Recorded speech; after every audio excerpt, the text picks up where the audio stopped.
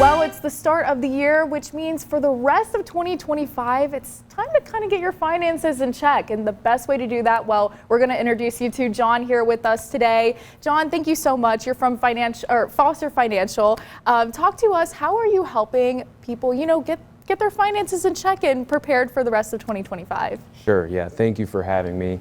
And yeah, 'tis the season to start thinking about that 401k.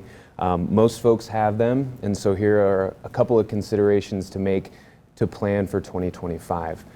Number one, we want to make sure that everybody has a beneficiary listed on that contract. For most people, this is their nest egg, which means they contribute to it for years and years and years and ultimately need it when they go to retire. So having a beneficiary listed is a great way to protect that asset if something, heaven forbid, happens to you. We want to make sure that that asset transfers to a loved one if something happens. Number two, it's a great time here to start thinking about contribution amount. So generally speaking, you can change your contribution at any time you want in most 401ks. So determining how much I should be putting away into that 401k sort of comes down to what your personal cash flow needs are. So certainly is a good time to reconsider how much you're putting away. As a guideline, we typically recommend that most folks shoot for 10% up to 15%. That way they make sure that they save hopefully enough for retirement whenever that is. Finally, we want to talk about contribution type.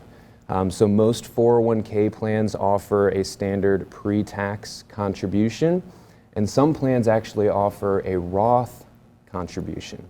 So the difference between these, we get a lot of questions on.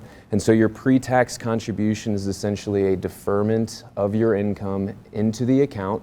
So you don't pay taxes when it goes in, but when you retire or after age 59 and a half, that income to you will be taxable.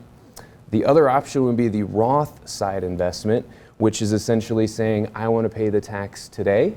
I put the money into the account, and then when I take a distribution from it in retirement, it is completely tax-free to me. So determining which of those is best for you ultimately comes down to what your income is today.